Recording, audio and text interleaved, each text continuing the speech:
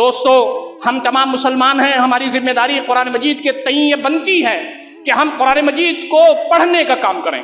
دوستو اور ساتھیوں، قرآن مجید کو پڑھنا ہماری ذمہ داری ہے۔ اللہ رب العزت نے قرآن مجید کو پڑھنے کے لیے اتارا ہے۔ فَقْرَؤُوا مَا تَيَسَّرَ مِنَ الْقُرْآنِ، تم قرآن مجید کو پڑھو جتنا قرآن مجید تم آسانی کے ساتھ پڑھ سکتے ہو۔ تو ہم قرآن مجید جتنا آسانی کے ساتھ پڑھ سکتے ہوں، وقفے سے جو پڑھ سکتے ہوں، قرآن مجید کو ہم کو پڑھنا چاہیے۔ قرآن دوسری جگہ کہتا ہے وَرَتِّلِ الْقُرْآنَ تَرْتِيلًا، قرآن مجید کو ترتیل کے ساتھ پڑھو، ٹھہر کے پڑھو، ہر لفظ واضح ہو جائے ایسا پڑھو۔ اور تم قرآن مجید کو ذرا لحن کے ساتھ پڑھو، خوشنما بنا کر کے پڑھو۔ اس سے قرآن مجید کی عظمت کا پتہ چلتا ہے، اس سے تمہارے دل میں، تمہارے اندر ایک نور آئے گا۔ تو فرمایا وَرَتِّلِ الْقُرْآنَ تَرْتِيلًا، قرآن مجید کو ترتیل کے ساتھ پڑھو، ٹھہر کے پڑھو۔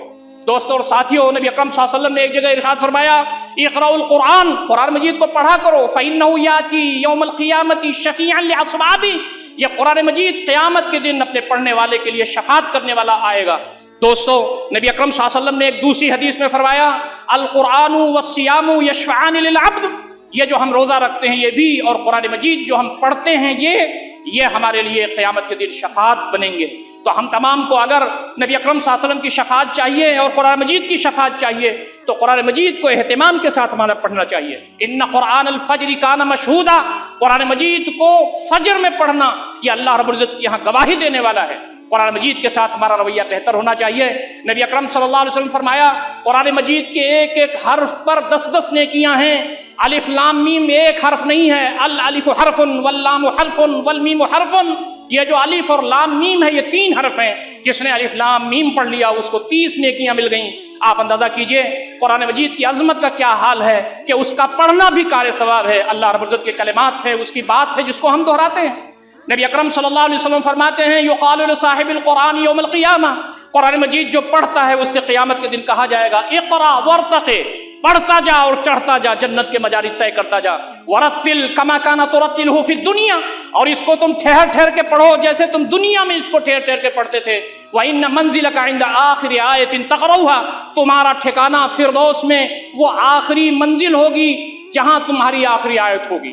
دوستوں اور ساتھیوں، قرآن مجید کو پڑھنا چاہیے، سینوں میں محفوظ کرنا چاہیے، یاد کرنا چاہیے، تصحیح تلاوت کرنا چاہیے، اللہ کے کلام کو اچھے انداز سے پڑھنا چاہیے، تجوید کے ساتھ پڑھنا چاہیے، تصحیح تلاوت کے ساتھ پڑھنا چاہیے۔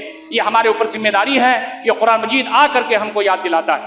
قرآن مجید کے سلسلے میں دوسری ذمہ داری ہماری یہ ہے کہ قرآن مجید کو ہم سمجھیں۔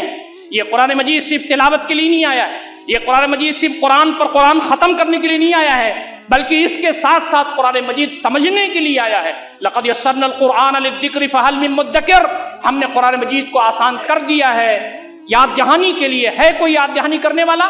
یہ مفسرین جب نہیں تھے، یہ جب بڑی بڑی کتابیں نہیں تھیں، یہ جب بڑے بڑے علماء جیسے ہم سمجھتے ہیں نہیں تھے، نبی اکرم صلی اللہ علیہ وسلم کے زمانے میں جو قرآن مجید کا سب سے بڑا مفسر تھا، اس وقت ناخوادہ صحابہ کرام موجود تھے۔ اس وقت کم سطح کے صحابہ، بڑے سطح کے صحابہ اپنی صلاحیت کے لحاظ سے، اپنے معاشی اسٹیٹس کے لحاظ سے ہر طرح کے لوگ موجود تھے اور قرآن مجید کو سمجھتے تھے۔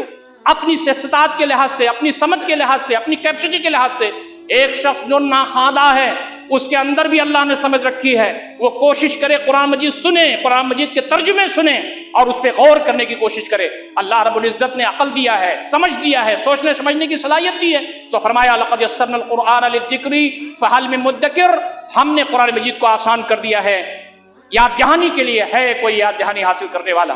قرآن مجید نے ایک گویا کی سخت لہجے میں دوسری جگہ ارشاد فرمایا افلا یتدبرون القرآن ام علی قلوب اقفالها، کیا یہ قرآن مجید پر غور نہیں کرتے؟ کیا ان کے دلوں پر تالے لگے ہوئے ہیں؟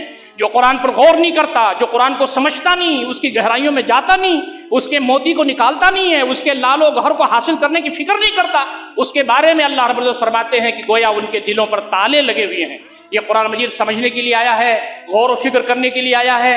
نبی اکرم صلی اللہ علیہ وسلم نے فرمایا کہ اس کے لال و گہر، اس کے موتی قیامت تک نکلتے رہیں گے۔ یہ اللہ کا کلام ہے، ہر زمانے میں بندے اس کو پڑھیں گے اور اس کو سمجھنے کی کوشش کریں گے۔